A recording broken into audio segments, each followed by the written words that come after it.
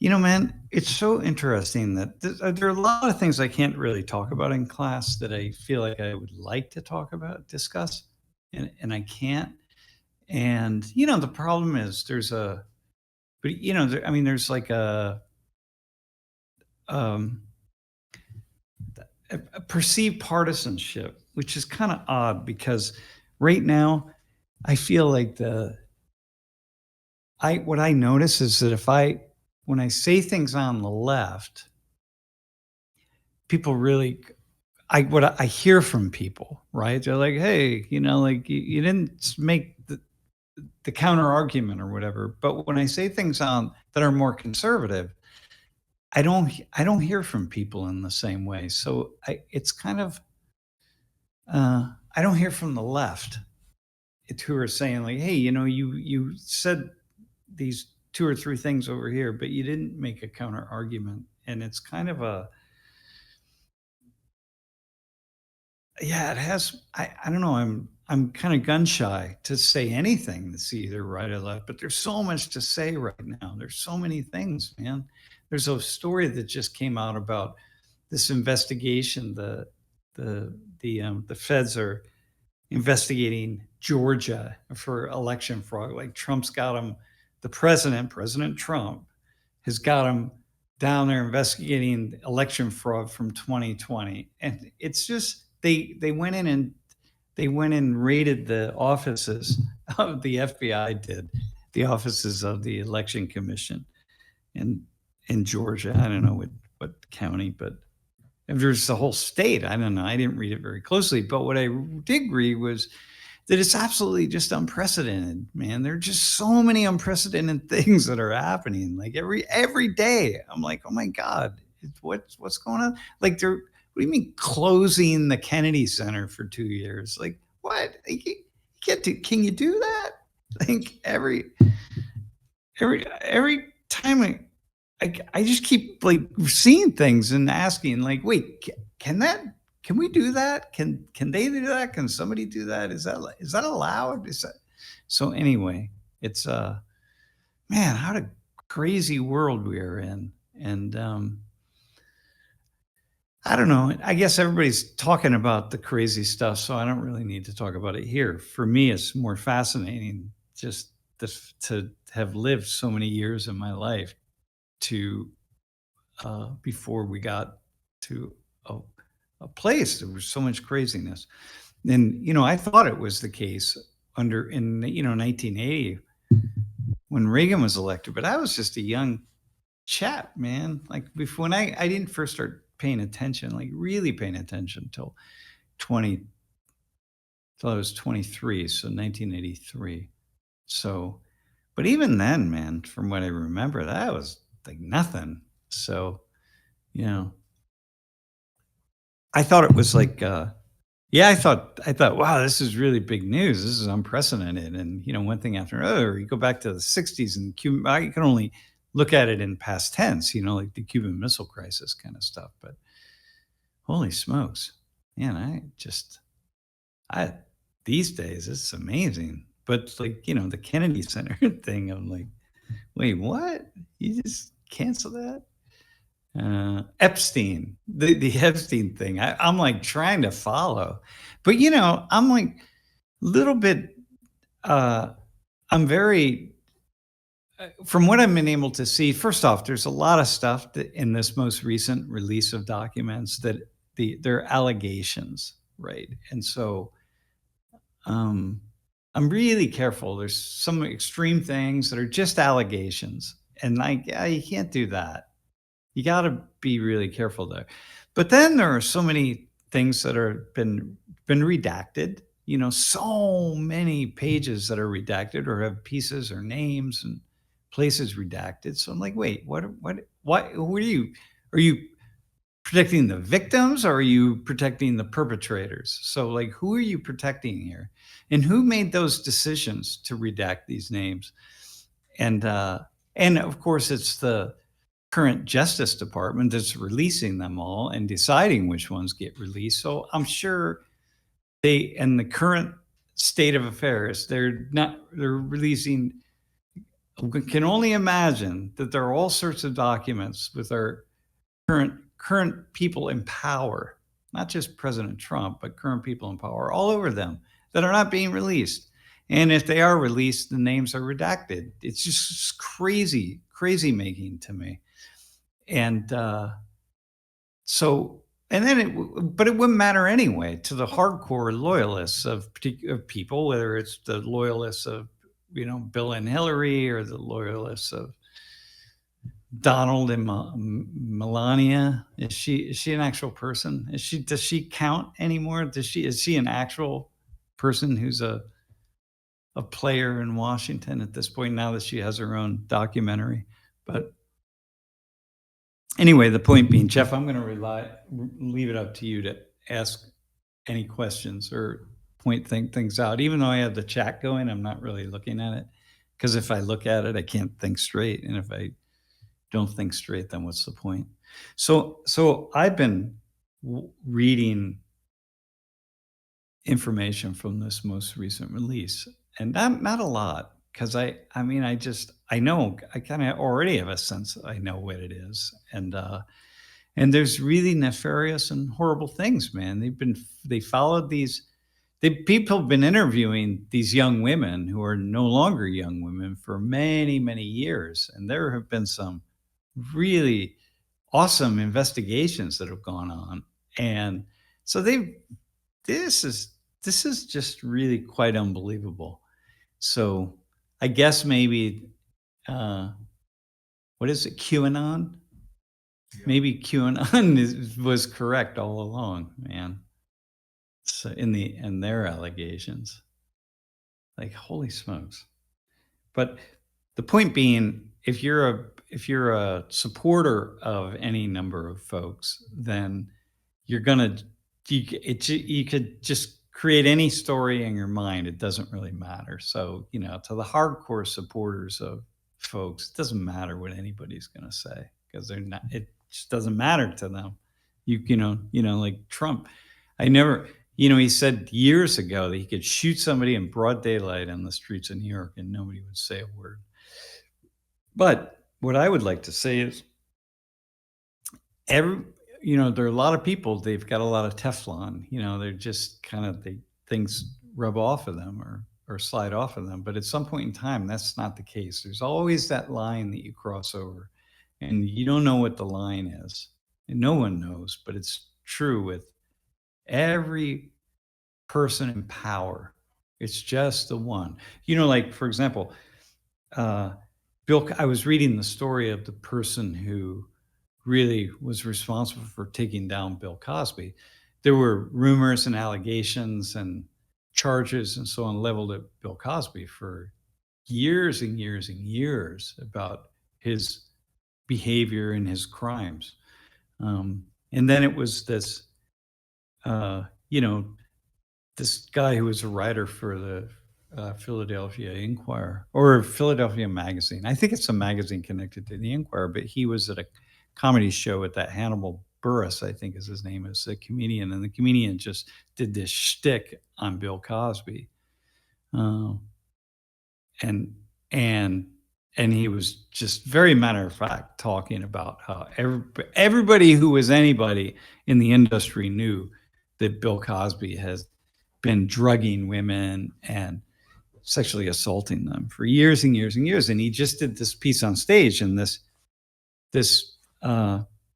writer happened to be there, and he just turned his phone on, and he made this, little 3 or 4 minute long video of this comedian going on having this one-way conversation with the audience. And after years of this being an issue, of being, kind of underground and talked about and charges level, but not going anywhere. It was, like kind of this known thing. After years, it was this video that just suddenly, in the right moment, it went viral, and about Cosby. And then everything took off about him. And then he ended up in prison. And by the way, I saw Cosby in prison. I was visiting Lori and I were visiting a friend of ours who was in Phoenix, SCI Phoenix, State Correctional Institution, Phoenix. It's down near, it was the old Graterford down near Philly. And he was there. He's a lifer. Um, and we were visiting him, and we were in the visitor's room, and we were talking. And he said, "Oh, yeah." I said, "Hey, isn't Bill Cosby here?" And he's like, "Yeah, yeah, yeah, he is." And he was telling a couple stories. And then we were walking to get some snacks or something. And I looked in a room, and there was Bill Cosby having a conversation with someone. And I'm like, "Dude, there he is right there, man." And but he told some very wild stories.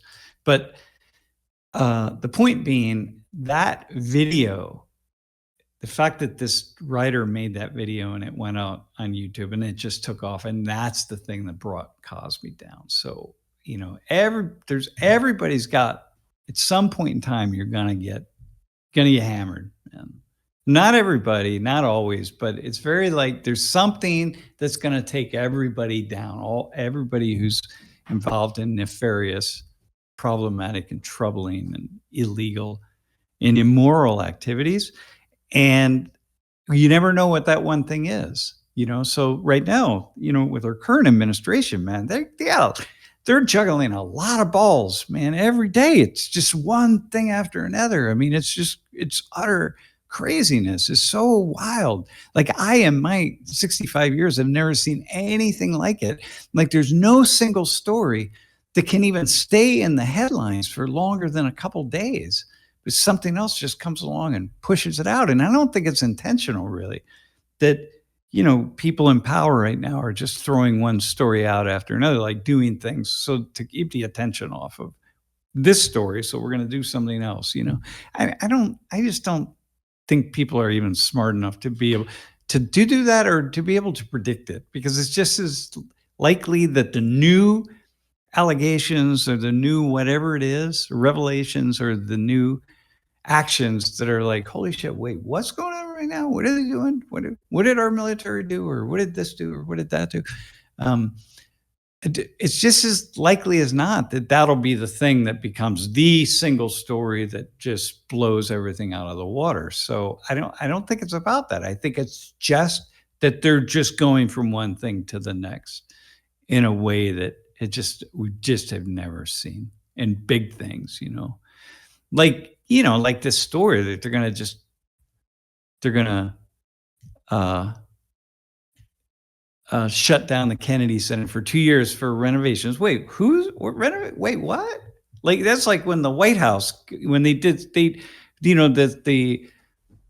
renovations on the White House, rebuilding the East Wing or whatever it was. It's like it was it was being torn down before it practically even got announced, And like, well, wait, can you do that? Is that possible? But my idea is that any one of these things could just be too much. It's just like, okay, it's just gone over the edge, and that's the thing that creates a cascading effect. And it's like, all right, now you can't stop this. It's like the tsunami thing. So anyway, it's really wild to be in the middle of it. So Epstein, here's this story that's there. It just it doesn't go away. It won't go away. They can redact as many names as they want. They can not release certain files and so on. And you can change the story right now. It's sort of like, who really owns this is the new one. Like, who owns the Epstein files? Is this odd thing? Is this a Russia thing? It's like, dude, come on, man. Then we're going to start to question that. So people you just put these narratives out there and you get people to spin the narratives around. And so whatever, but at some point in time, it's just like, yeah, that's the thing. It just, boom, it blows. And then you can't stop it, man. You can't stop it. And so who knows? Maybe it happened. Maybe it won't. Maybe the Epstein thing will just stay where it's at. And, it'll take a few people down little by little. And then, but mostly it's not, it won't, it's just not going to tear everything apart. which is surprising to me, actually. But that's crazy.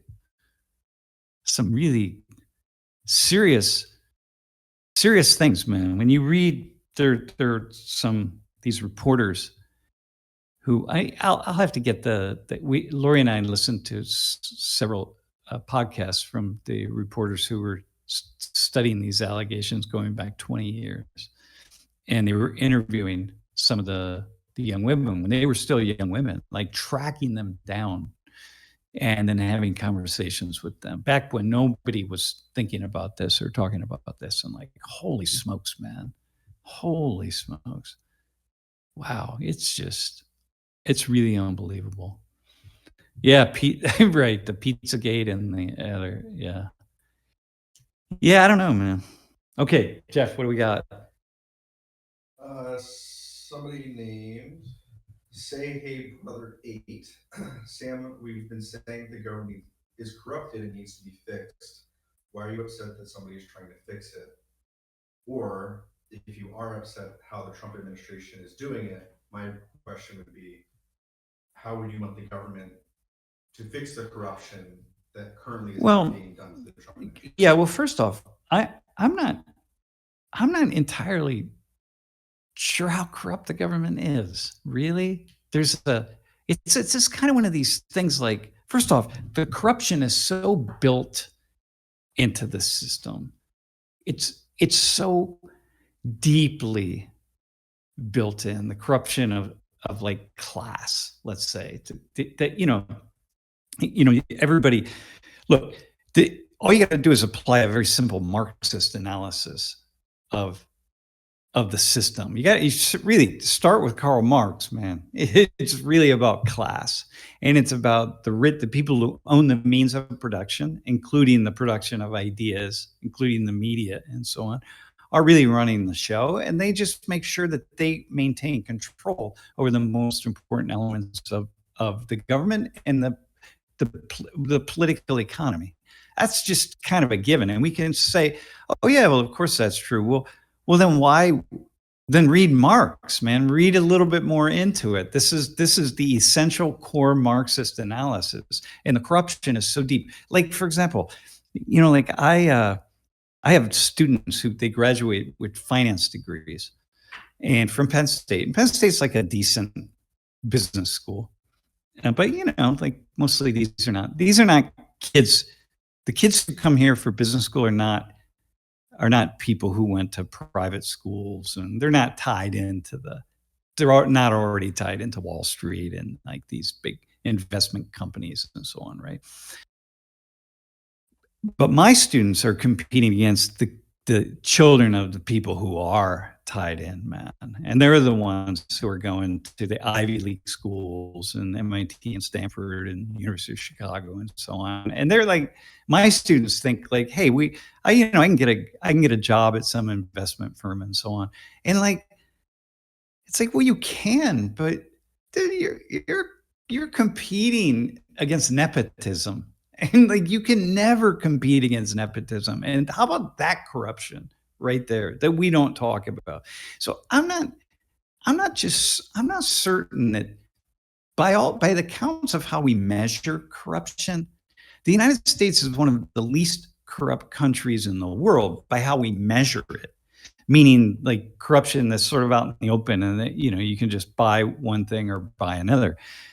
I actually feel like what I'm seeing here, like Trump, for example, in his selling his cryptocurrency out of the White House, like his kids right now, traveling around the world and inking these deals with like the Saudis and the Emiratis and like holy smokes, man! Like they estimate what did they sell? They just sold like $500 million worth of crypto to like this investment firm in Saudi Arabia, like the Trump family. Like, do that's Obama didn't do that, man. The Kennedys didn't do that.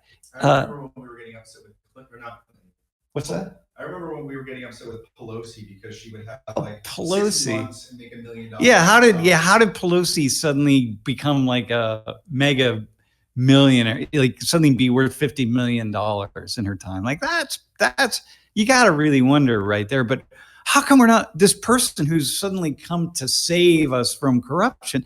The corruption that is happening inside of that inner circle is nothing like anything I've ever seen, man. Nothing I've ever seen. The Saudi, the Qataris gave him an airplane to use. They gave us an airplane. We can use it here. And when Trump's out of office, the airplane is his personal gift to keep for the Trump organization. Are you kidding me, man? If you're a Trump supporter, like you'd be like, if that was Obama, people would be passing, they'd be rioting, man. They'd be rioting in the streets. Like, holy smokes, the level of corruption is unlike anything I could ever imagine.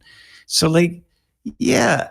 Okay, so what's the question? Like, why would we critique the person who's solely sent here to solve the corruption? Because they're not solving it. They're making it worse. Like, oh my God. And so really, by standards of the United States, if you look at you don't have to look very far. Just look up some of the organizations that study corruption in the world. We're one of the least corrupt nations in the world. So, and in a certain sense, it's not that bad here. It's like voting fraud.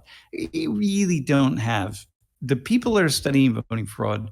They absolutely do not see people. They don't have a stake in it. They're not Democrats and not Republicans. They are studying voting fraud. You're like, yeah, our elections are pretty damn fair, really fair. And the people studying voting fraud will say again and again, and I've been watching this and tracking it, that, so, the degree to which it helps the Republicans or helps the Democrats, it's pretty much 50-50. And there could be an election, like in our town, where it's like, okay, one group is helped more than others. But honest to God, at the national level, in the larger state level, very little voting fraud. So like, okay, where's the fraud? It's just suddenly we're talking about it. It's like there's corruption. Like, wait, where's the corruption? What do you mean corruption? We've always had a certain layer of corruption. We have privately funded campaigns, including for judges. And so, if I want to be a politician, I got to go out and raise my own money. Well, that's inherent in that is corruption. That's just the entire system. In that sense, you could argue is corrupt, but it's not more corrupt than it was 20 years ago or 40 years ago or 60 years ago. That's always been happening. That's part of our system. So I think this idea that suddenly corruption got way out of hand, to me, I started hearing that in the 1990s. I started hearing it really when Obama came into office in particular. And then suddenly it was this litany of allegations about corruption, people just talking about corruption. I'm like, damn, man. Well, first off, the corruption that really matters is stuff I've been talking about since I came of age in the mid 1980s. But this other corruption is it's just kind of built in. So anyway, am I just going off in different? Am I making sense at all? So bottom line is, yeah, there's in terms of the corruption that most people see, that most people think they're talking about, there's not that much corruption. But the entire system is built on social class and power and people's ability to buy power. The rich, the wealthy people who own, their ability to buy power, to buy what they want and to pay for what they want. And so you can pay off judges, you pay off politicians, whatever it is, the entire system is built there. So like, yeah.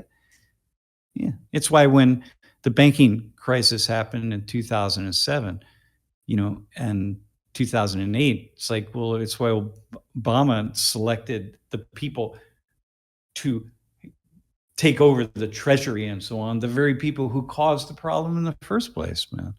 So that's, to me, is just sort of what it's all about. All right, what else do we have, man? I saw some people mention that why don't you bring up corruption for other people? And what I would like to, I think the main reason why we're talking about Trump is because he's the one in office right now. Yeah. No, but Trump's in office right now, but he's also doing some corrupt things, man, that you like. Dude, he was selling crypto out of the White House. He had a gathering in Washington. Only for the top donors. Only for the top donors. Like you had to pay like 5 million, you had to buy like 5 million in crypto, and then you could join to have a personal audience with the president. No one's ever done anything like that. No one ever would imagine doing that. Oh my God. That is just like, damn, man. Like that, to have people clearly the extreme supporters of this current administration don't know that. If you knew that, if you really knew it, if you saw it, you think about that. It's like, yeah, you pay $5 million and you can come to this private meeting with the president. There's a small number of people, and we're going to talk about the future needs. Well, I show up with my $5 million. I'm like, hey, Mr.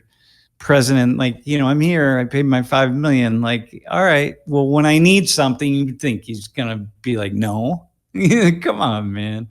That's just holy smokes. Right, $1 billion for a seat at the Peace Council. Like, come on, man. Come on. Oh my God. This is just, yeah.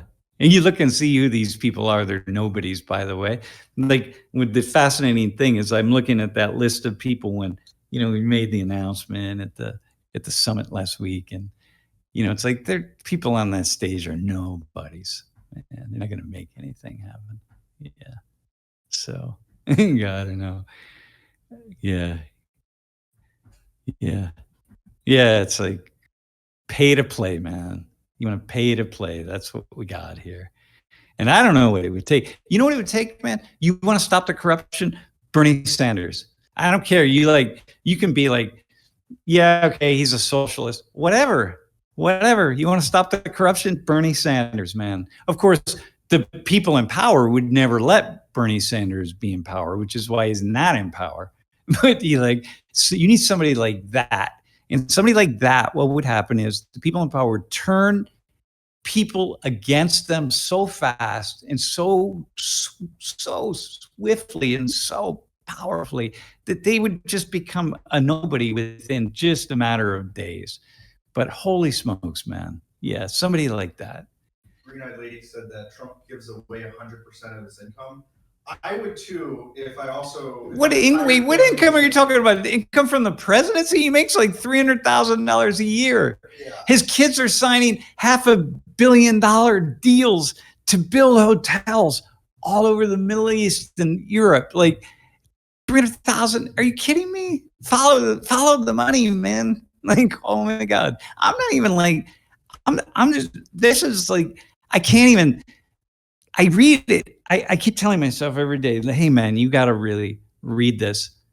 You got to save these stories so you can talk about them like in your office hours or whatever. But they come so fast that I can't even save them.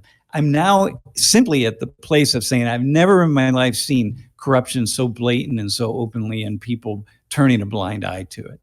I've never seen anything even close to this. And for me, I'm not going to talk about it in my class with my students because people will say like, well, because first off, students aren't going to do anything. They can't do anything and they won't do anything. And it doesn't really matter to them. So I'm not going to say it. And besides, it'll come off as though, well, I'm not being fair. I have to tell the other side. Well, you didn't, you'd have to listen during the Obama administration, who I never voted for, by the way. 2 times I had a chance to vote for him and a chance to vote for Biden.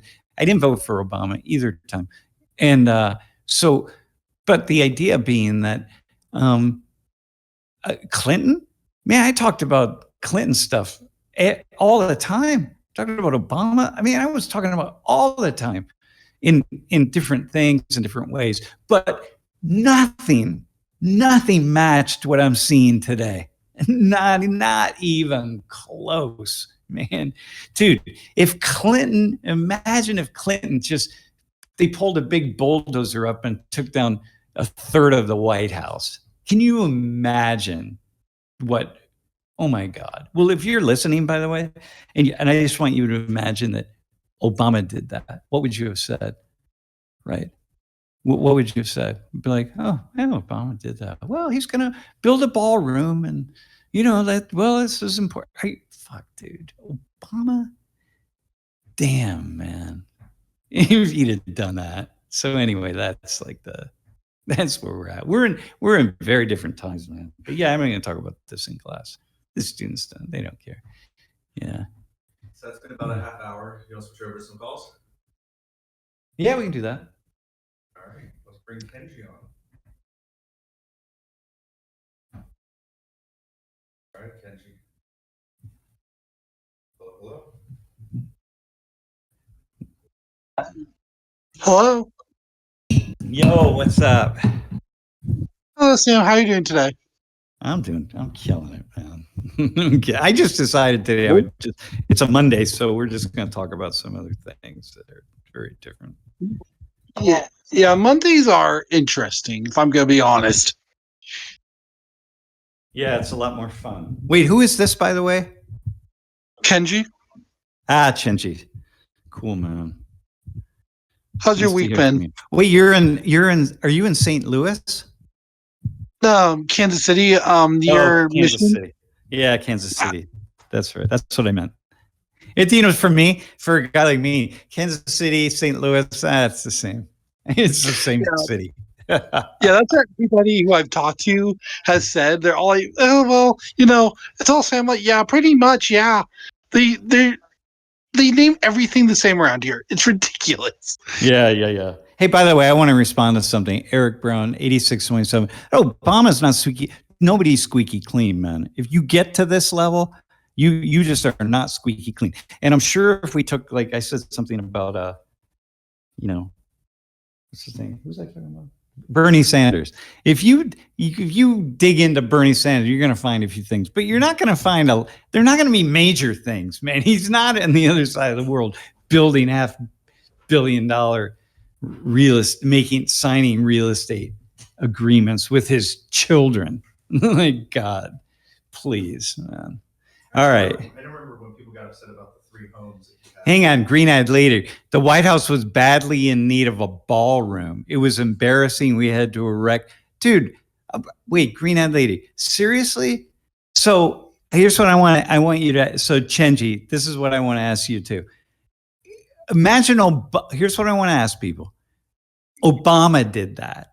Obama came out and said, "Hey, I need a ballroom, so I'm tearing this down." Before, he didn't go to Congress, didn't open up to anybody, didn't open up to the American people, never said anything about it really to anybody, just tore it down. What would you have said? Like, oh, yeah, I would have said, "Are you crazy? Have you lost your mind?" Yeah. That's what you'd say. You'd be like, man. And that's the thing. You know what I mean? It's like the problem, right? Kenji, I want to know what you think about this. The problem right now is that the level of whatever it is that's happening has been ramped up, man. It's like the Spinal Tap. It's going up to 11. We were at 8, we passed 10, and we're now at 11. Did you ever watch that movie, by the way? No, I've never heard of it, I don't think. All right, listen, man. It's a mockumentary. You know what a mockumentary is?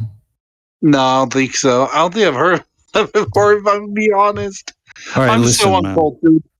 All right, here, listen, man. A mockumentary is simply a documentary that's meant to be humorous. It's like mockery of a documentary, right? So Spinal Tap is a movie about a heavy metal band and their trials and tribulations of it. And they sort of wrote the script as they went along. A lot of it they just developed in the moment, right? And so it's a humorous look at but it looks like a documentary, but it's really a comedy. Okay. Anyway, it's very funny. It's very funny. Rob Reiner did it. Cool. That actually sounds really, really interesting. I'm going to look that up later. All right, man. Look it up. It's funny. All right. So what do you have? Any questions? Yeah. So I wanted to get your take on something that you mentioned a couple classes ago. When you mentioned, how people are not exactly sure about the message of MAGA. Mm-hmm. So to me, it's really interesting that you brought that up, because I had this conversation with a friend of mine a couple of days ago, and we were discussing how is the overall, theme? What is it that they are looking for? What, is what they want? And me and my friend, we came to the same conclusion. And it seems like they just want America to be, their way or the highway. And it's interesting when you look at it, because if that's the case, then how does one come to terms with that if one group wants things their way, but the other group does not? Well, so here's the thought, right? We've always had these movements of people who are, just being critical of the people in power, and which is a good thing. You're always going to have that. It doesn't matter, right? And that's a good thing, right? You need to be checking whoever it is that's making the decisions. You need to be checking them, right? So, like, that's why unions are really valuable, right? That's why corporate boards, like, you have a board of directors in a corporation. Well, the board of directors is really responsible for overseeing things and making sure that things are on the up and up. You have inside of an organization, you have HR, you have human resources there to make sure that these relationships between, the employees and the the bosses are on the up and up, whatever. And, you get HR oftentimes leans one way, but okay, right? But so you have that. In the world of any society, you have people that they're looking at people who are making decisions, and, they have people, it's your job to point out places where things are falling short, right? So Right. MAGA, it's a movement of people who are saying, like, look, man, I'm really unhappy with the system, the way things are unrolling, which is like, okay. On the left, we had what was the one with the anti-Wall Street? Oh, shoot. Somebody, what was like I know exactly what you're talking about. Yeah. Occupy Wall Street. And what is it? Occupy Wall Street was on the left, and this was after the financial crisis. And these were people who were like, look, man, there's so much corruption on Wall Street. Like, oh my God, these folks are like, they're just selling us up a river, and this is a problem. And politicians are in bed with the financial investors and da-da-da-da. So, like, people, they're camping out in Wall Street. And so this is a good thing, right? MAGA is a good thing, right? It doesn't matter. It's all good that people come together and like, look, we have to question the legitimacy and the integrity of the organization. The problem is there's always reason for change. There's always reason for change. And so the problem is when one group of people come together and they think that the problem is only one side of the political spectrum, right? So MAGA thinks it's the left, and Occupy Wall Street thought it was just the right. And, these kinds of, actually, Occupy Wall Street was a much more critique of power. So that's where things start to fall apart. So the corruption that people identify, it's like, oh, dude, this is corruption been happening a long, long time, man. And then it sort of moves to what we call MAGA includes so many different perspectives and people with even some really crazy ideas and people with really thoughtful ideas. Occupy Wall Street was the same thing on the far left. The George, the Black Lives Matter protests, same thing, man. Like, you need to check some of the power with police, man. You better check some of that, see where we're going. We have paramilitary policing in this country, and if you don't be careful, we're going to end up in 1984. Well, that's what the original Black Lives Matter was talking about. So anyway, that's the nature of it. But yeah, so that's my take on it. So I also have the same question for you. So as a person because I'm not from America, how do you think people like myself can help make people in the U.S. feel a little bit more comfortable regarding what's going on today, what do you think would be the best way for us to help them, or vice versa?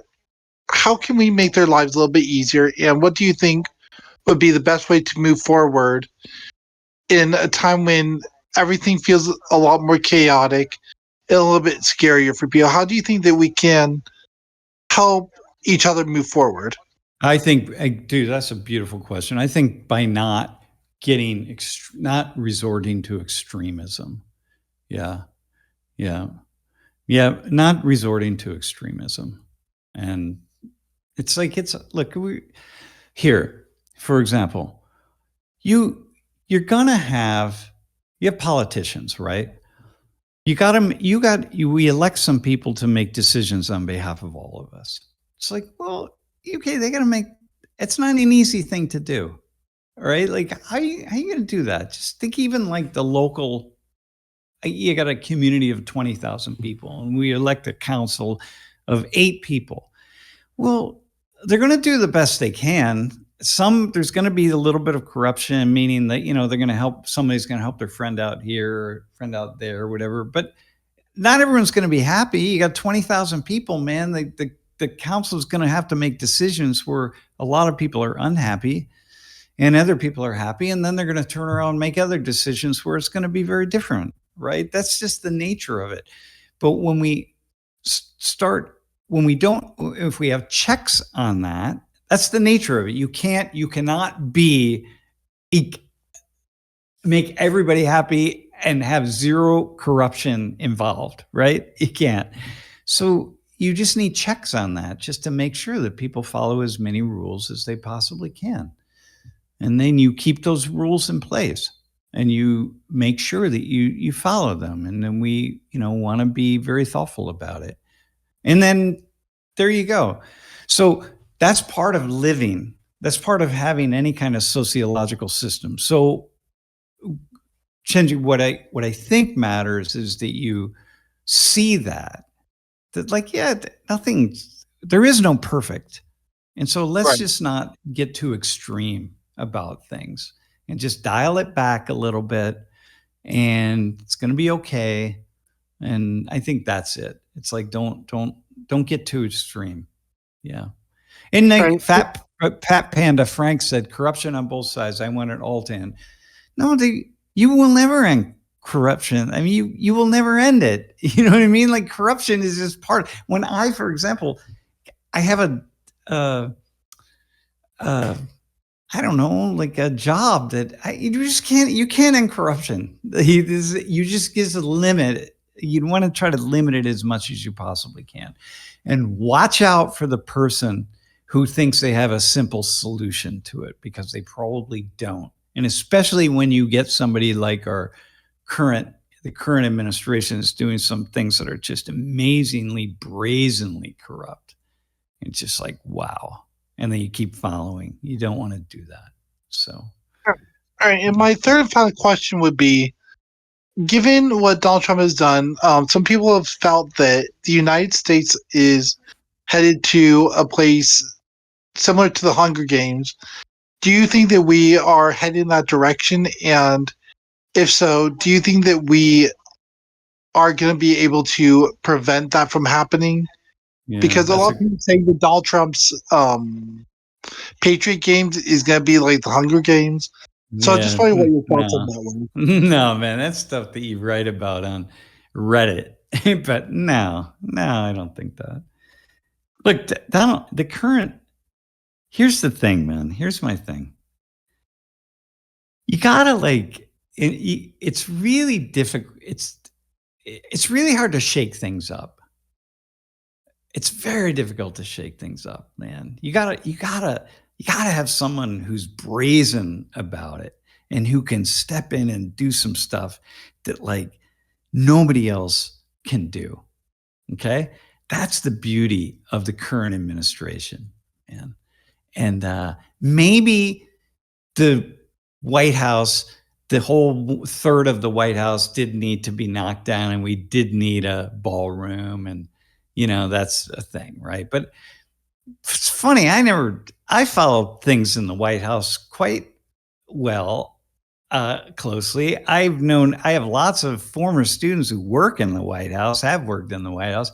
I've asked them about this. I've never heard anybody talk about the fact that we need a ballroom, but whatever. But maybe we did. And it's going to take somebody like who's going to just have the balls to do that. Just like, yeah, I'm not even going to if I ask Congress, are you kidding me? They're never going to. It'll take forever to make this happen. It'll take 20 years. So I'm just going to do it. And that's the brazenness that sometimes you need to break through some of the roadblocks, right? And so that's a good thing. Although I don't know that tearing down I don't have a problem. I don't care that the White House gets torn down and we build a ballroom. Although I do want to say that just like this new big arch that the current administration wants to build, I thought I thought we were saving money, right? I thought we were trying to cut the budget to save money, and everywhere I turn, we're spending more money. Like a military budget that went from it was $800 billion, right? And then we're going to get out of NATO, and we're not going to pay our money to NATO because we're going to save that money. Okay, great. That's pretty cool, right? And then I turn around and what's being promoted is a military budget of $1.5 trillion. I'm like, wait a minute. Hang on. It was $800 billion, and now it's almost double that. Where's the money that we're saving? You know what I mean? Like all that money, why don't we just give the money to NATO? It was a lot less. Like, it's just crazy to me, man. It's crazy making. So anyway, this is my, it's crazy making. It is. It's so anyway, that's my taking on it. They just don't, it's not, you just don't play into the craziness. Maybe I am. Am I playing into it right now? Maybe I am. I think I'm trying to push back against a certain idea. Right. And so my final thing I wanted to say before I let you guys go is I've been watching the classes back from the 2025 semester, and I've just been taking notes on the most important parts that you mentioned. And I find it so fascinating how our perspectives sometimes interlope with each other. Because when we look at class number 2, the case study on MAGA and the others, I just find it so fascinating how their perspectives have shown us that when we're willing to truly open our minds to the idea that we are not all the same, but we all think so very differently. Yeah, we really do. That's what's pretty cool about it. Yeah, that's what's pretty cool, actually. Like, so are we gonna have like a WWF tag team match on the White House lawn or something? Are we doing that? It's a UFC event. It's a UF. Yeah. So that's good. So some of us think that's a great idea, man. They want nothing more than to show up at the White House for UFC. UFC? UFC, yeah. What's that stand for? Ultimate Fighting Championship. Ultimate Fighting Championship. Yeah, some people think there's like nothing better than to show up and watch that at the White House. I'm like, okay, that's cool. Whatever. Well, I want to say thank you, Sam, for your time. I truly appreciate it. Yo, thanks, man. Take care, bro. I want to to chat because you guys have a connection to Ecuador. Yeah. I should have brought that up. I didn't. Yeah. He's Ecuadorian. And he's Ecuadorian. Oh, you're Ecuadorian. Where's your family from in Ecuador? Quito. In Quito. Okay. Yeah. Have you been? When's the last time you were in Ecuador? I was born there. I haven't been back since I was a small child, but you gotta go. I have so many memories. It's wild. Yeah. No, I lived in Cuenca, but I spent a lot of time in Quito. But I lived in Cuenca. Yeah, one of the best teams in our capital city. I'm not gonna lie. Yeah, it's cool. Yeah. All right, man. Listen, thanks, bro. Appreciate it. Thank you, Sam. I appreciate it. Jeff, thank you Yeah. for all your hard work. Appreciate you. Of course, buddy. Yeah, take care, man. You too. Yeah. It's funny. Yeah. Wait, did Obama? We did. Who was it? Wait, was it Nixon that built the bowling alley, or did Nixon just? I think Nixon built a bowling alley. Building a bowling alley, though, is very different than. Yeah. I think. I don't know, man. Wait, is somebody else on? Yeah. All right, who's on, man? Yeah. Roland Parks. Yeah, it was him, right? That Roland Parks, professional wrestling was one of the highest forms of war. Listen, I went to a professional wrestling match at the here at our big arena, and my neighbor was the ticket manager at the arena, and she asked my wife and I if we had ever gone, and we said like, nah, man, we'd never gone. She said, okay, listen, you guys gotta go. You just gotta go. So why don't you just, I'll let you in. I'll put you in a booth. So we met her there. She let us in. We stayed like an hour or so, and then we were up at the top so we could see everything. And wow, it was one of the most entertaining things I've ever seen in my life. Craziest, absolute craziness. It was so crazy. All the signs, and we had so much fun. It really was a lot of fun. But like I don't remember what we saw. This was like 12 years ago, probably maybe 15 years ago. We saw whoever the big people were back then, man. We saw. So like, yeah, I don't know. Yeah. All right, man. Yo, Ian, what's up? Big people were. Hello. Yo, how's it going? My camera's on, but I don't see it on though. Yeah, you can keep him off the screen. Just audio. Hello. Yo, how's it going? Yeah. We're just gonna put you on. We're gonna keep you off the screen, and we're just gonna put you on in voice. Okay, give me 1 second. All right. Yeah, Okay, sorry, I had to pause my tablet. Can you hear me okay?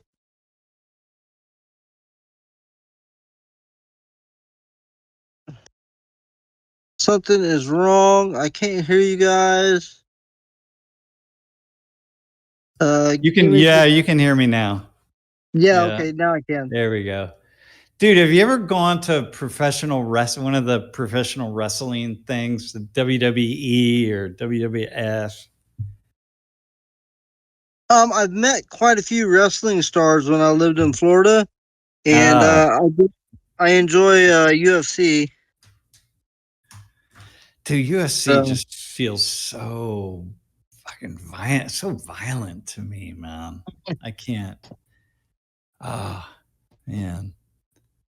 Well, I mean, it takes boxing to a whole nother level, so yeah. Same thing to me. Yeah, it just strikes me as, I mean, for me, I just can't deal with a lot of violence in that way. I mean, boxing, I don't even pay attention. I don't even watch boxing really. I mean, once in a while I see something, but yeah, it's too much. I just don't. Yeah. But anyway. Well, most sports are violent. There's a lot of violence, man. Even the other day I was watching an NBA game, and they were just showing this close-ups of people down in the paint, so to speak. Oh my God, man, they were just banging on each other. And these guys they're so big and so strong. And I just thought, I don't know how they do that night after night. God. Well, think about the violence in the soccer games, you know? I mean, when one team loses, wow. Oh, okay. Well, that's with the fans. But yeah. But even, it's crazy, man. All right, bro. So you have any questions or? No, I had some observations. You know, like you guys know that I've been watching for a while. Yeah, a long time, man. I really wanted to say that you guys have helped me change my perspective a lot. Ah, very cool. In what way? Like, what I've way would noticed. you? Well, of course, I mean we've all got our biases. It's helped me to learn to see that there's a difference between ideology and core belief. Yeah, yeah, yeah, Uh, yeah. How do you see that? Like, what do you mean by that? That's a cool idea. well, like the other day in class, the Latin girl who came up with the purple hair. Mm-hmm. Yeah, yeah, yeah. You're right. Yeah, she was cool. Purple. I loved her hair. Yeah. Her views on people trying to distinguish between what class, what ethnicity you were in Latin America, Uh-huh. Uh-huh. uh, and how you had to ask about it, and she would get mad if you didn't, if you wanted to ask about it, but then the Yeah. class before that was on India, Yeah. and India has different cultures, and you can't see Yeah. any differences. So Yeah. Yeah. it kind of Yeah. throws a bone into the whole, you know, what ethnicity you are. Same as Yep. white culture. I mean, nobody ever asked me if I'm Irish, which I'm like over 50% Irish, You know but what? I'm just We're actually talking about white people tomorrow. And I'm talking to white people who identify as white outside the United States. Okay, so they have a lot. They're either they're either citizens of countries outside the United States, like Canada, Hungary, uh, Italy. I think a guy from Australia. So they're going to talk about what's whiteness to them, because we have this U.S. narrative on whiteness, but other people, they have different narratives and they think about this differently. So it'll be really interesting to hear from them. Yeah. yeah. I mean that was one of the it's been a really good eye opener to see how the students are thinking, and how you kind of steer them towards trying to push them to define their beliefs without Yeah. uh but you do it subvertively, which is really Yeah. good. Yeah. Yeah. Yeah. Yeah. Yeah. I got to kind of, So but at the same time though, it's like, because the thing that's so interesting is to hear, like you're saying, really hear how people are thinking about things, and like, so you had the woman with the purple hair who's saying like, oh man, yeah, like people make assumptions about me, and it's like, and then the next woman who says, oh yeah, same here, but I give them the benefit of the doubt. I assume that they're mostly just curious, you know well, I and asked about the if anybody had heard of the scar test in chat. Nobody ever responded to me, mm, but that was where mm, they did a interview, and they put scars on people's faces, and mm, before they went to go do the interview, they said they were going to touch up the scars, but they actually pulled them off. And so when they went in to do the interview, they assumed that the scar was still there. And they asked later after the interview if they thought that the person interviewing them had any discrimination towards them. And all the ones that actually had a scar in the non-blind part of it all yeah. said yes. So Oh, dude, I just pulled that up, man. I'll have to use that in class. I remember reading about that, but completely forgot about it. That's really cool. So it's Yeah. kind of like a perceived thing. If you Yeah. go out in the world and perceive that there's racism, then you're going to see it everywhere. If you go out in the world and just don't care, Well, More yeah, often than not, you're just gonna find everybody's cool. yeah, yeah. You're gonna, yeah. I mean, that's the nature of it, right? You might, maybe you're gonna miss some things, like you don't care. You'll miss some things. People are gonna act a certain way, a negative way toward you, and you're not even gonna notice. You're not gonna pay attention. Um, but if you're not noticing and not paying attention, maybe I don't know. Well, that's cool. I'm going to use that. There's a couple videos about that facial scar experiment. Yeah. I wonder about that with me sometimes, like I remember um I used to ride a bus in Ecuador. I would where I stayed when I was in Cuenca. I traveled around the province, but where I stayed in Cuenca was kind of toward the beginning of this bus route. And I would get on the bus and there'd be a few people on. And so I'd always sit on a seat by myself because there were always plenty of empty seats. But as we were going along, more people would get on the bus, right? And these were mostly like campesino, like small farmer women and men. And then eventually there wouldn't be any more seats on the bus. And the only one would be the one next to me. And, just like, I don't know, months and months went by like this. I didn't ride the bus every day, but I would ride it, every other day and sometimes twice a day. But my seat would be the last one that was taken almost always, right? And then one day, after months of this happening, I finally said to myself, wait a minute, why aren't they sitting next to me? Like, what are they? How come they don't want to sit next to me?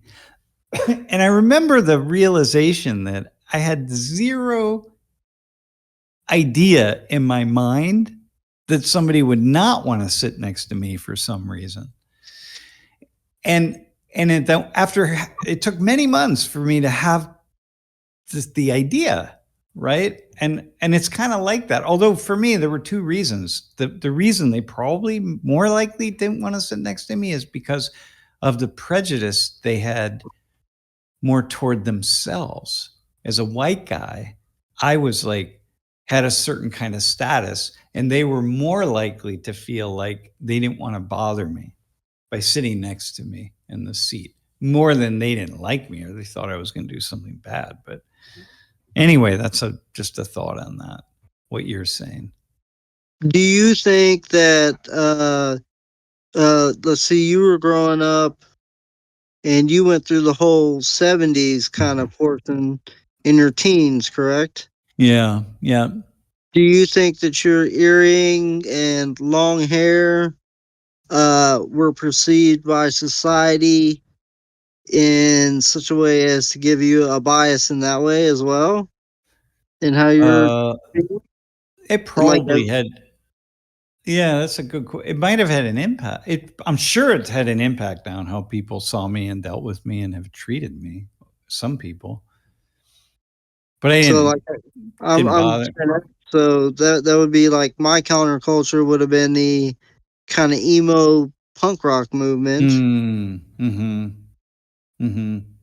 Yeah, which would be equal to mine. If you were an emo punker, that would be even more. People are going to treat you in a way. But were you aware of that? Were you thinking about it? I did, and I did it on purpose just to get Ah, the riles out of people. you know what? When I got an earring and then I got a second one and a third, fourth, fifth, sixth, whatever, and my hair was long, I never, ever imagined that anybody would discriminate against me for some reason or not like me. Like I have lived my entire life with the idea that people would like me if they knew me. Yeah. Well, I think people would have liked me if they knew me, but I did it with the express purpose of being able to state my identity that I Yeah. was counterculture and going against the system. Uh, And the idea was it was a message to the world. It was your message to the world. It's like, yeah, I'm not going to follow. I'm not following. So yep, I'm not like you. Yeah. Yeah. it was a good time to grow up. Yeah, dude, they're great. Wait, you grew up in the 80s, right? Yeah. Yeah. So Yeah, Ninja Turtles, toys in the cereal boxes. What yeah. was the big scare where we had cereal where it made you Oh man. Yeah, I poop red? remember. Yeah. So Eggs. It's good though, man. But listen, going back to what you said, it's good that the class has helped you to kind of shift some things in how you speak. You know, it's kind of like this thing with that I only really say things that I look in a mirror and I attach them to myself, right? So like Trump, let's say he does something and I'm just like, oh my God, this guy. And then I stop myself and I say, wait, hang on a second. If some politician I liked, which I can't think of a politician I like. Actually, you know who I currently like is that guy down in Texas. He just seems like a really nice guy. The pastor, What's that? the pastor guy. Yeah. What is his name? Joe something, I think. Yeah, there are a few people who I really like, but mostly it seems like everybody I like, I end up not liking them. But anyway, the idea being, I will say like, well, what if somebody I like did that same thing? What would I say? And so that's my idea with like this Trump ballroom. It's like, well, hang on a second, you can support that, but what would you have said if Barack Obama did it, or Joe Biden, or Bill Clinton, or whoever? I don't know, Bush, George W. Bush. Would you have said the same thing? And that's the key. These are the tests that we have to give ourselves all the time. Like let's be really honest with ourselves about it. And so that's I've like just elevated it so much for myself that I make it hard. well, Yeah. you're steel mounting yourself, basically. Yeah. Yeah. Your class with Lori, where you directed the conversations on just making sure that they asked how and why instead of a direct Right. question. Right. That That was was the one cool. that really reframed some of my thinking and some of my questions in chat, Yeah, and that's cool. a lot of That- why I'm kind of disassociated in chat with some of the people, so I don't argue as much. You know what, man? Just not using why is such a. Why do you think that, as opposed to how is it that you came to that particular conclusion? I'm curious. That's a totally different question. Yeah. So see in a chat. Yeah. That's really cool. Yeah, good for you, man. Yeah, the questions you ask actually when Jeff pulls them up, and he doesn't always pull them up on the screen in class. We don't always pull them up, but the questions that you ask that we lay out are always really thoughtful questions. Like I always really like them. They don't have an edge to them. You're not trying to make your point by saying the question in a certain way. You're really being very thoughtful with it. Your mind is very engaged, which is cool. I'm trying to be. Mm. Well, there are a lot of other people in here, so I imagine you want to get to talk to somebody else, and I don't All want right. to take up everybody's time. All right. Thanks, bro. Appreciate it, man. Yeah. All right. Yeah. Yep. Thanks. Yeah. Take care. Oh, Yo, what's up? now then, Who is this? it's Stephen. Hey, Steven. How's it going? You know how it is in the UK. If you listen, Yeah. to Oh, man. Is it as crazy right now over there as Oh, it is yeah. here? it is. It's. I mean, the whole migration thing is blowing Yeah. up. About reform, which is basically the idea of the far right. They're Yeah. really picking up and stuff. And I mean, you talk about Epstein. Just today, we've had Mandelson, one of our MPs, resign, and now he's being investigated by the Metropolitan Police because apparently he was sharing, UK business secrets with Epstein and things Oh. on that, and deals and stuff. So he's now being So he's resigned, and they want him out the Lords as well. But they're pushing back on it for some stupid reason because the Lords is the old tradition. And then, of course, it's and then, of course, Andrew Mountbatten now, who used to be Prince Andrew, but now he's been stripped of all titles by our king because of the Epstein things. So there's a lot of that floating around.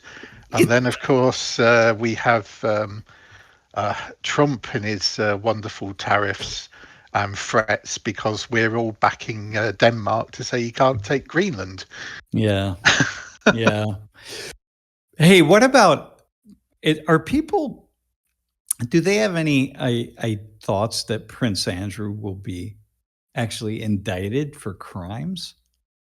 He could be. I mean, the king stripped him of any royal protection. He's literally on his own.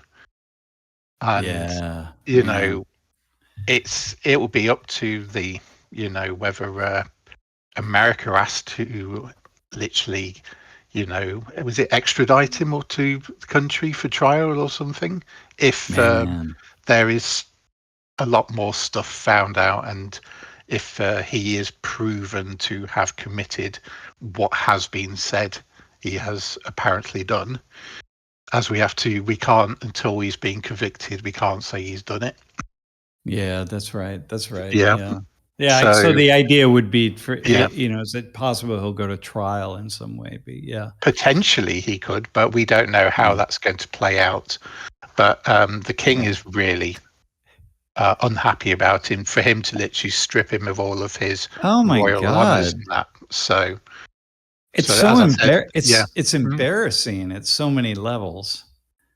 Yeah. And so that's flying around, and you get all the tabloid bits on it as well. But you do get the actual, the more, news that is. All right, listen, I have another question for you. Yeah. I have another. First off, I want to respond to opinionated Matt. Yeah. I think good idea, man. We'll call the new White House garden Greenland. And that's awesome. Yeah. So here's my question. I don't pay attention to tabloid news very much at all, right? I mean, well, obviously I don't read the tabloids, but like when every couple of days I'll scroll through Reddit or like my Google feed to see what pops up and that kind of stuff. Yeah. Well, but what I saw recently is all this stuff. And again, I don't know like how real it is. Like sometimes stuff just comes out in a wave and then it goes away. But which is like the Dutch Kate, is that her name? Kate Williams' wife? Kate Middleton. Yeah, that somehow that they're separated and like all this stuff, man. Stories around the royal family just go around in circles. There's lots of how do I say, trash about things like that, and in proper media that you would believe, it's verified content. I mean, your ground news thing, that has had a few, things on it, and there is nothing at the moment, because I don't know 100%, but at the moment there's nothing as far as we know is going on, because there's been lots of tabloid things about mistresses and all sorts like that, which you sort of say, really, is that true? How do you guys? Newspapers like The Sun, which they are literally the tabloid that you'd rather actually use in a bathroom than actually read, if you know what I mean. Yeah. You know what? It is crazy to me. I can't even imagine being part of the royal family and dealing with that. Well, the big thing is how relevant are they going to be? I mean, our king, he's all right. He's all right, man. He's got his heart in the right place, but he's in this modern world. He's too archaic for this. They need to have a younger person like William Yeah. on the throne. And there's a lot of people in the UK who sort of say, oh, they should have skipped Charles and gone straight to William and stuff. But, you know, No, you can't do that. you can't do that Yeah. because of the royal line and the Yeah, tradition. no, and that's what that. makes it cool. Yeah. Look, it's as a person who's not, I'm not into the kings and queens stuff at all, right? But as a sociologist, right, I think it's absolutely fascinating that your country has this monarchy that still is really strong. It obviously brings in a ton of money from Oh, yeah. tourism. So it's like, Tourism yeah, well, and all yeah, of the, and they're also politically as well.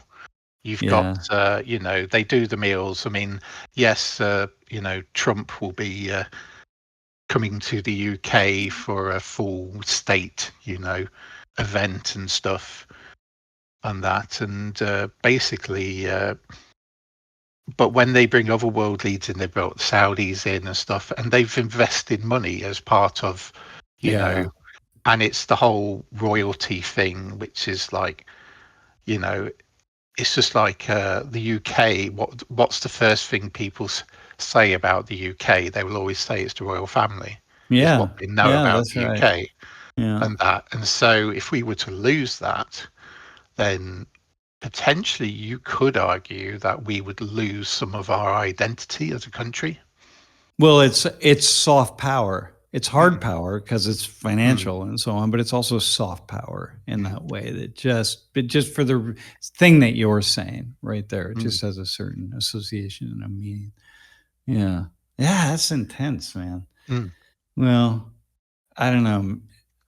I wouldn't want to be part of the family. I wouldn't want to be No, part I of the inner mean, circle, man. well, I the can see problem why. is with paparazzi and stuff, you know, Oh it's my the God. same with celebrity Yeah. culture now, is you cannot put a foot out of line, otherwise you'll be absolutely jumped on. And I Yeah. think that's one of the biggest disadvantages of having a media, you know, in inverted Yeah. Yeah. commas, Yeah.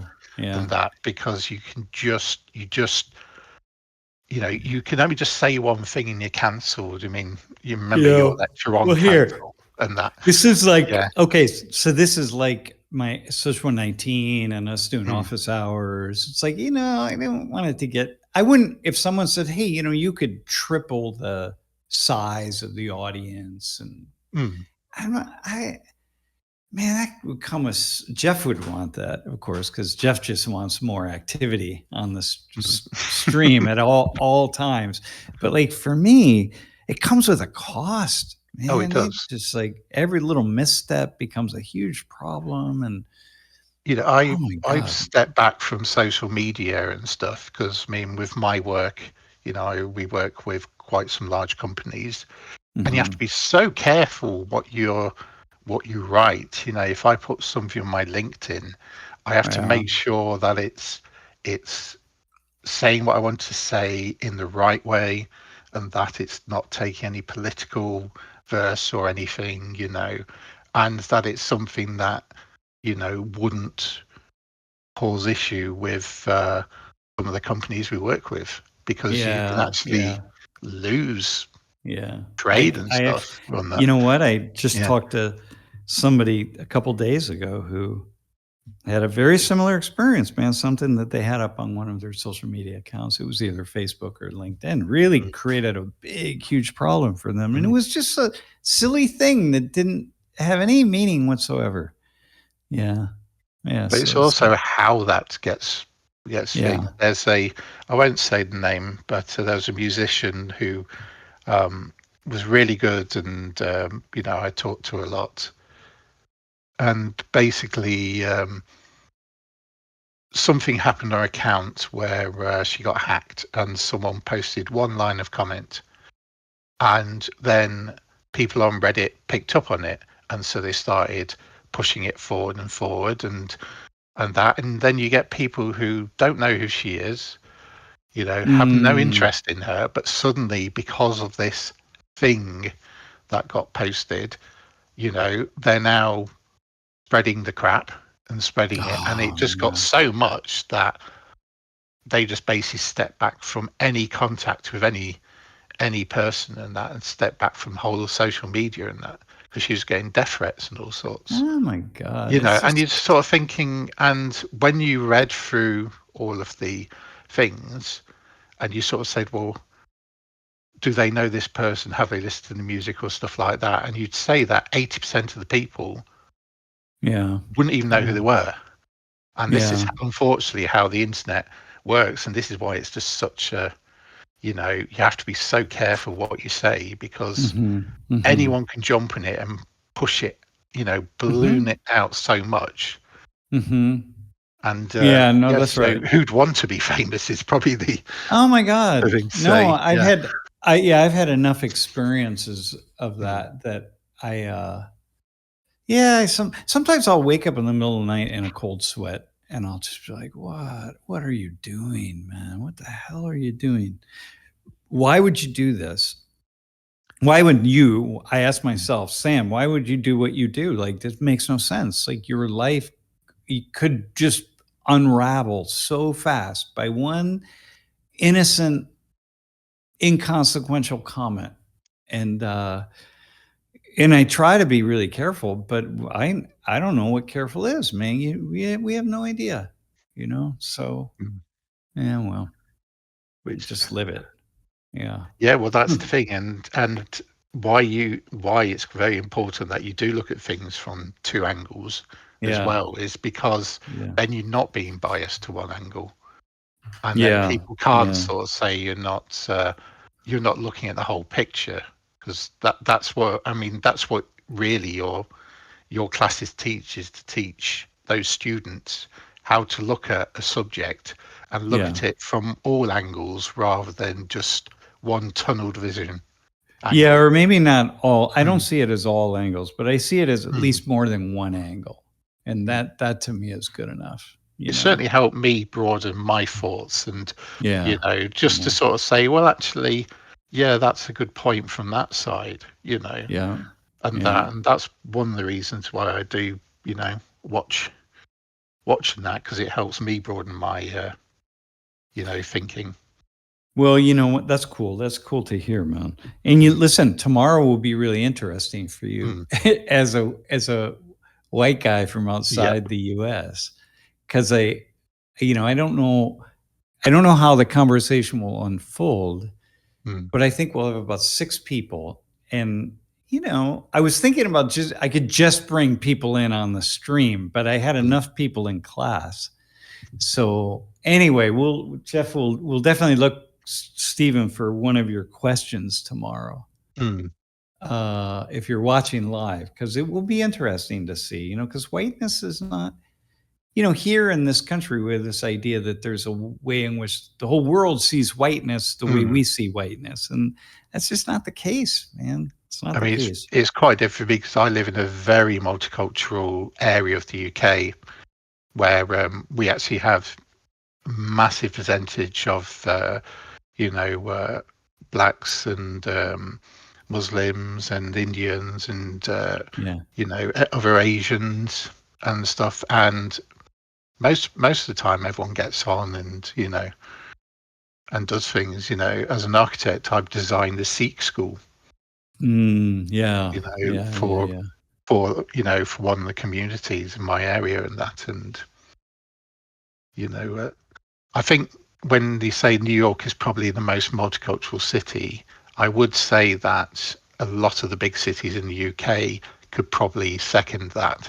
Oh, no, for sure. Yeah. No. It's not New York. It's Queens. Queens in New York, yeah. It's just the one borough. Yeah. And I think there's probably a section of London there's got to be that one neighborhood or section of London that's really super, super multicultural, But Well, Queens is like that. Like you just like 2 blocks. 2 blocks are all Greeks. And then the next 2 blocks are like all people from El Salvador. And then the 2 blocks in the other direction it's Brazilians. It's just like that. So many significant numbers of so many different cultural groups and nationalities, which makes it so fascinating. There's no other geographic region in anywhere in the United States, like Queens, New York. Yeah. I mean, it would be interesting to see if you were to teach one of the classes that you have already taught your American students and actually taught in the UK, and Yeah. see what the attitudes and the actions that are different. You know, if there is going to be a different perspective from it, it'd be quite interesting to see that. Yeah, for sure. No, there would be a very much a different perspective. That's what I'm trying to sort of get at tomorrow with our conversation. You know, it's like, it's not, you know, to like Matt, for example, Mattia, who's like, yeah, he's a white guy in Italy, right? But the white guy in Italy is not the same as a white Italian American guy in Chicago or Boston or something, man. It's not the same.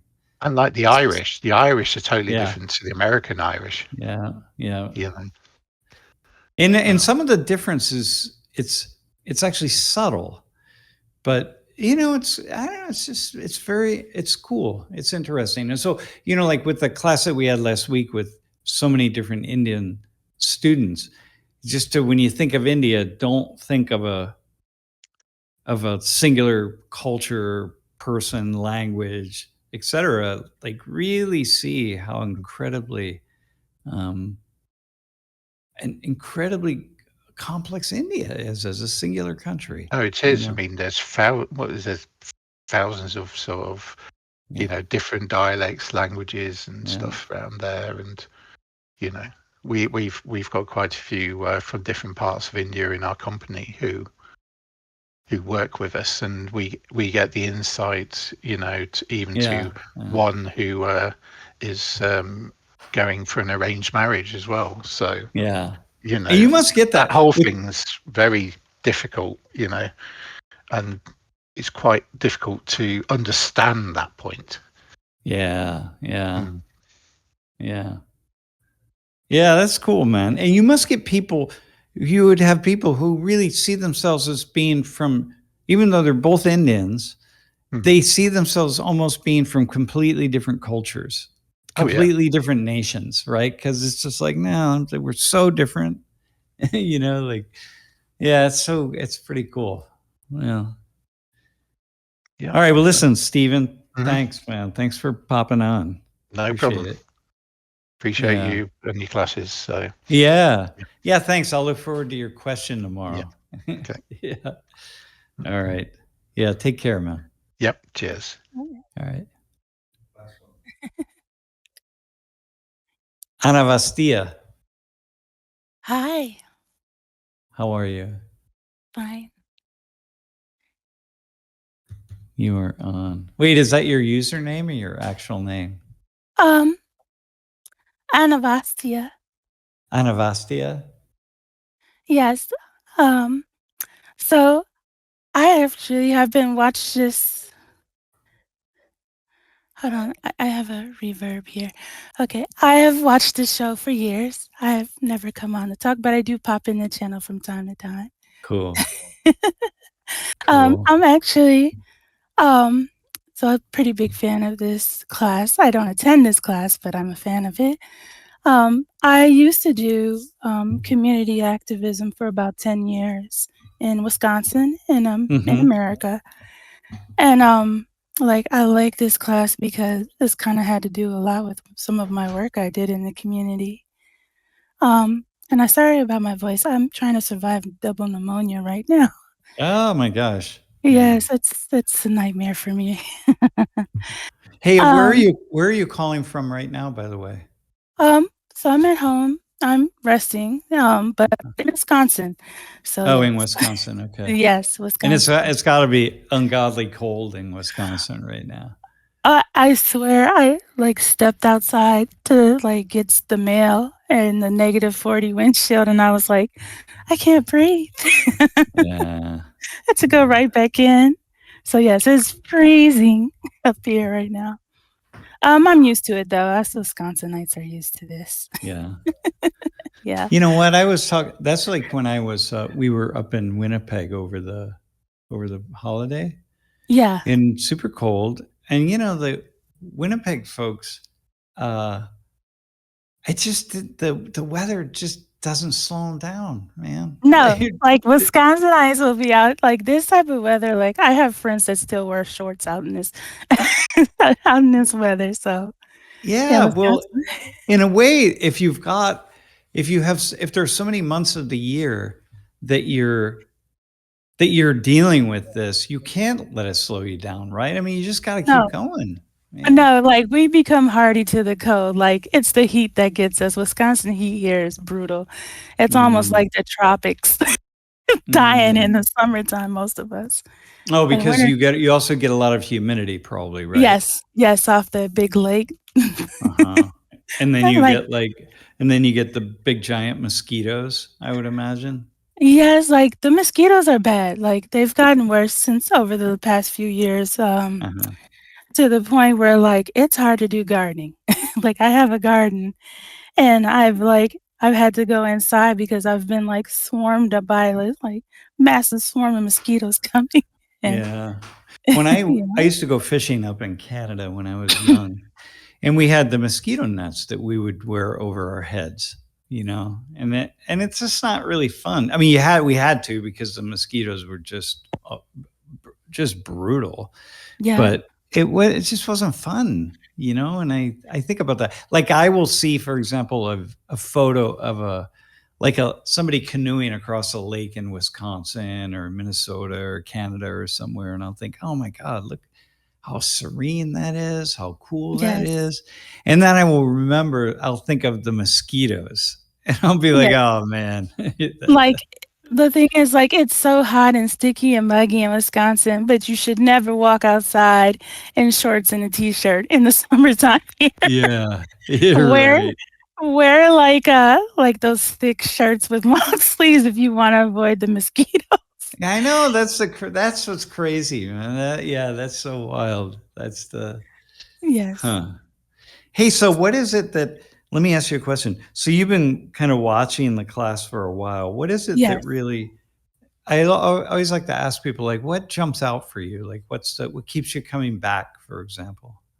I think it's like, for me personally, it's watching sort of you question and challenge everyone's ideologies, and it doesn't really matter the topic because it starts to sort of when I'm watching this, you're eliminating a lot of that solidarity and isolation that's happening among Mm, their students and when mhm, they're out and about in the world, I think.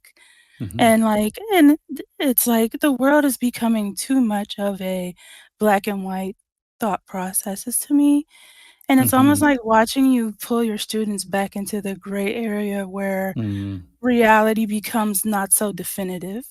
Does that make sense? Yeah, that makes a lot of sense. Yeah, that's cool. I like that. Yes, Yeah, I'm like, I'm 45, by the way, so you're gonna get me on this. yeah. But,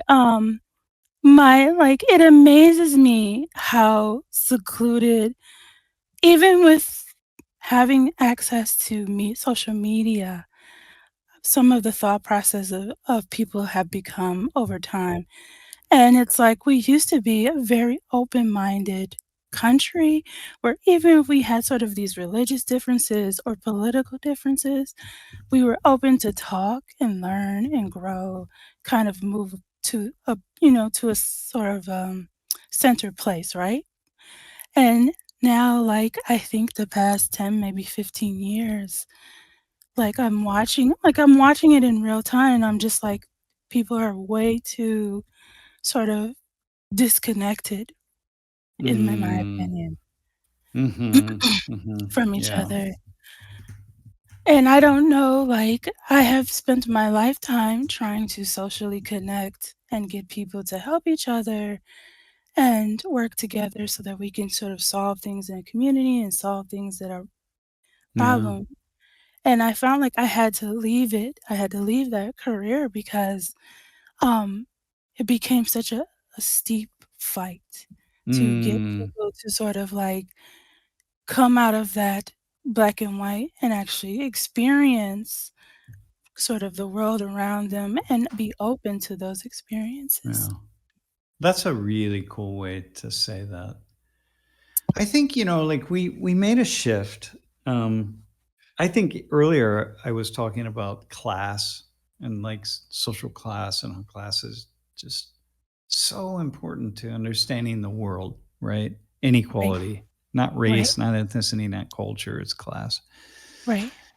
And we made the shift toward this kind of globalized economy, and it really benefited. We just have infinite, a significantly larger number of billionaires and millionaires, and Right. because of that shift to the global economy, and a lot of people, boats got pulled up, around the world. Yes.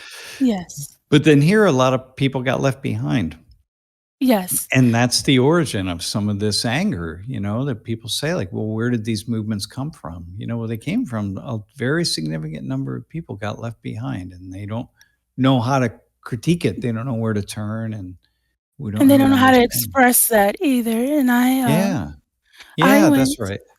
I worked with those people surprisingly.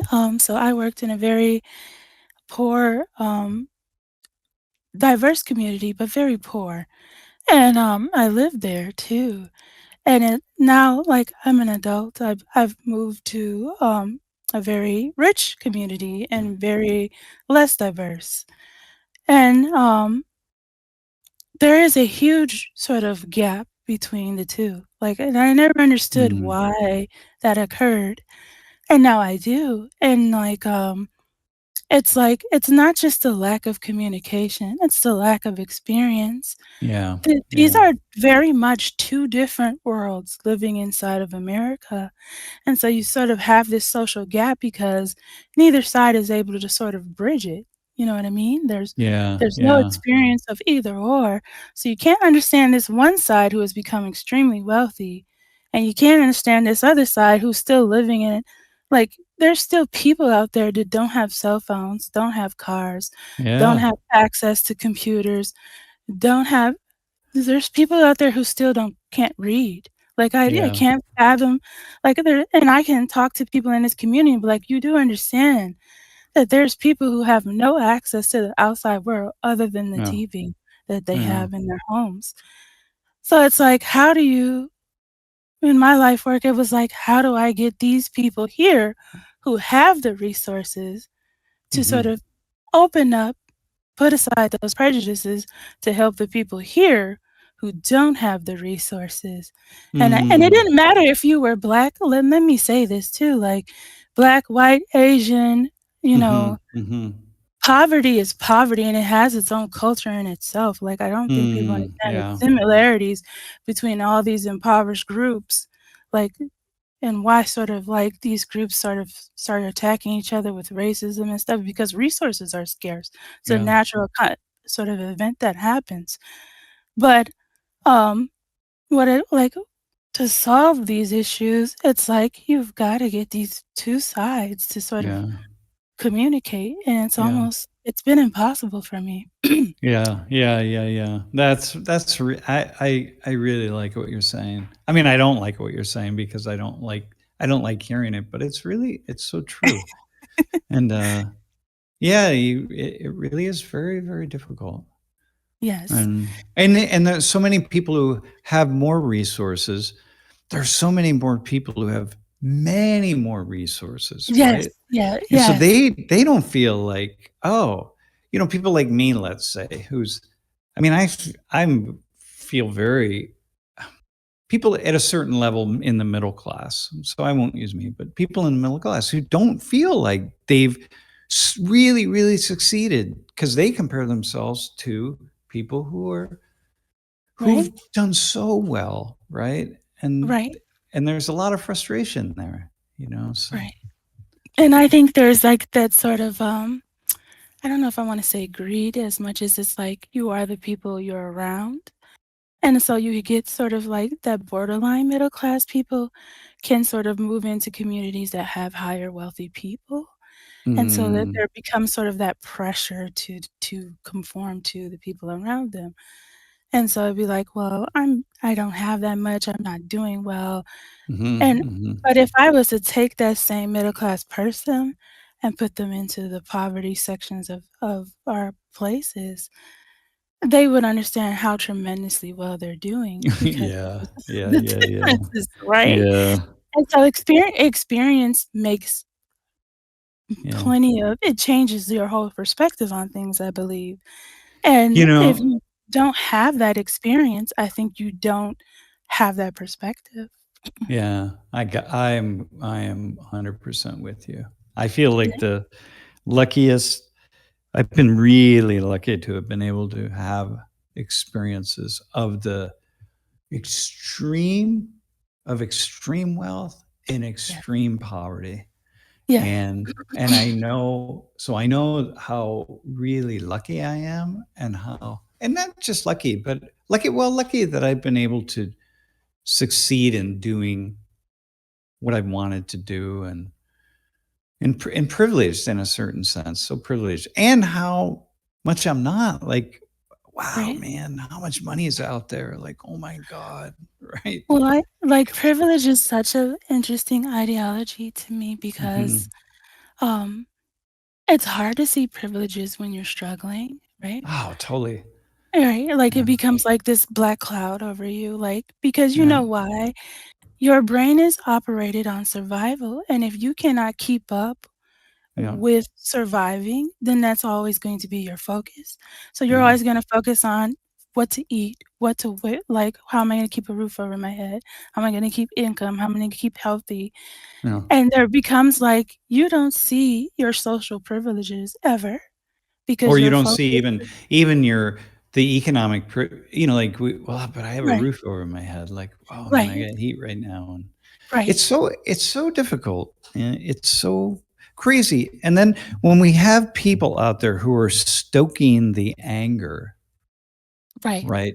Who are getting their power from getting other people to be angry with one another, man, Yeah. that's where things start to really, that's where things fall apart. And that's where we're at right now. And we've got all Yes. this media, and people just are You like, have you have what I call people taking advantage of suffering and yeah, profiting off of it, and you have suffering at many different levels, economically, spiritually, maybe religiously for some, education-wise. There's lots of different type of suffering going across the United States, and you yeah, sort of have these people come in and they see profit from that suffering. yeah, So they stoking the fire and the flames is a profit. I can turn a profit by making these people angry at each other.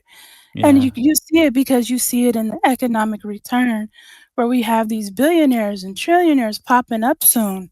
yeah. And all these people are getting massive amount of wealth, but you notice the population's wealth is dwindling, like the middle class is dwindling.